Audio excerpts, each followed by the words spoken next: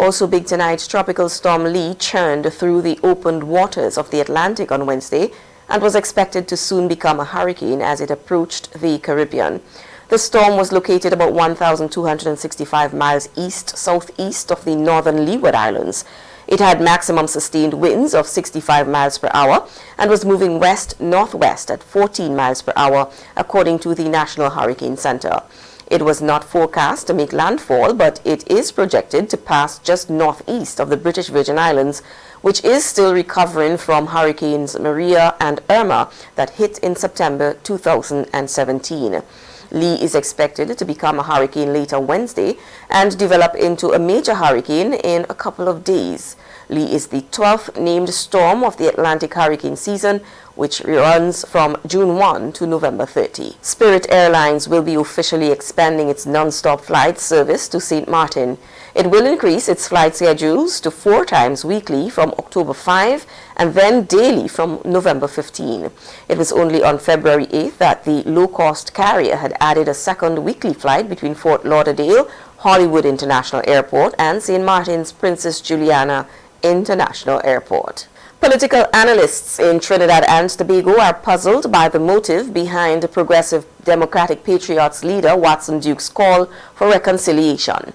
Speaking to local media on Tuesday, retired public service head Reginald Dumas and political analysts Winfred James, Bishnu Raghunath, and Vanus James all felt that Duke's consistent criticism of the Tobago House of Assembly contradicted his calls for unity.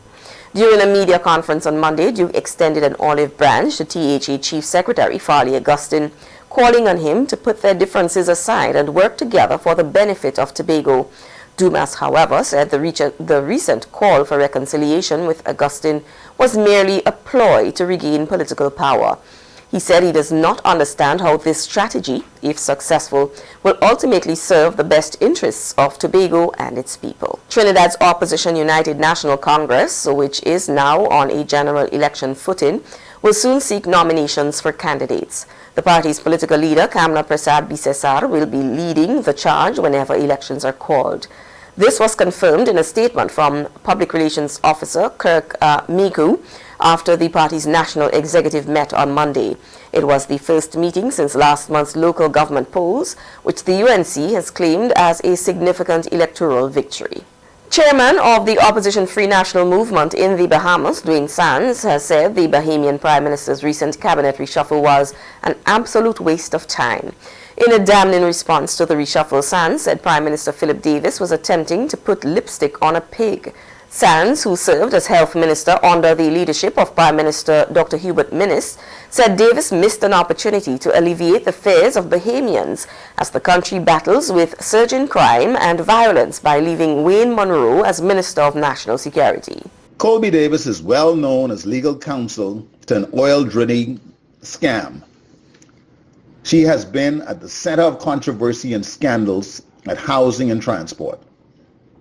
BPL is a disaster, so perhaps Prime Minister Davis's plan is to make it even worse. Instead of firing the embattled one-man disaster at immigration, he has been moved from immigration to housing and urban renewal to further take care of his newly minted foreign-born citizens. Sunday's cabinet shuffle saw embattled MP Keith Bell moved from immigration to the Ministry of Housing and Urban Renewal, and Jobert Colby Davis was appointed the first ever Minister of Energy and retained transport in her portfolio. Sands called these appointments the most disappointing.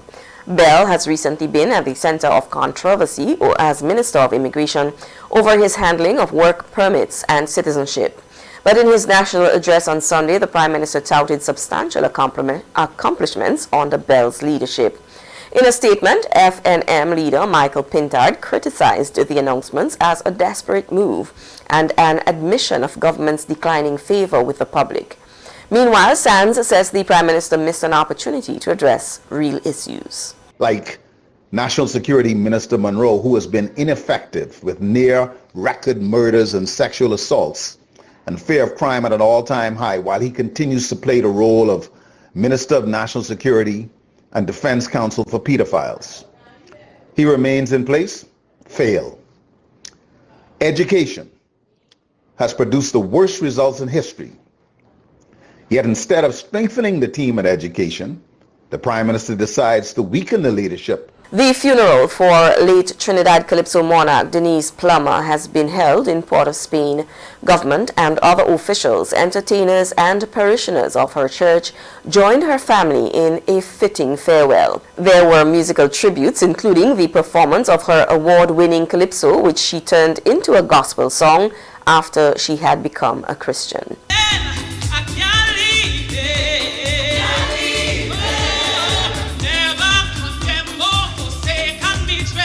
Plummer's sons, Jesse and Robert Bucock, paid tribute to their mom. Her brand was love. It's what she represented. She enjoyed making people feel special. Don't think it was dumb luck after a few rolls of toilet paper that got her to the top of her game.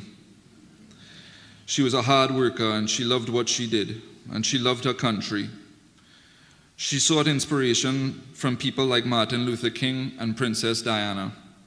She loved Celine Dion and Elvis Presley. She was a sucker for country music and old love songs, always singing a tune I had never heard of. She really impressed me when she cut out the drinking and the smoking. Those habits are tough to kick after over 40 years, but she did it, cold turkey, and she turned her life over to Jesus. Can I get an amen?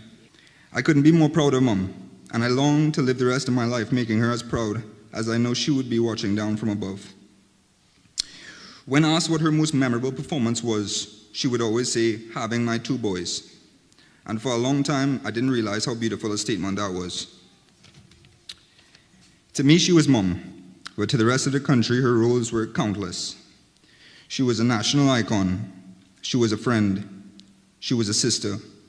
She was a shoulder to cry on. She was a mentor. She was a pastor. She was a philanthropist.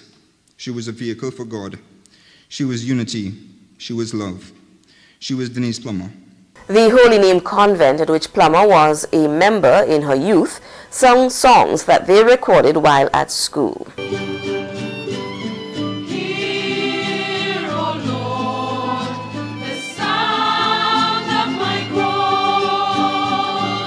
Other artists who performed at the funeral include former road match winner Chris Tambu Herbert, who, like Plummer, also became a Christian singer in his later years. The service was a stirring testament of praise for Plummer's life and times. This is Primetime Caribbean. Stay with us now for the world outside.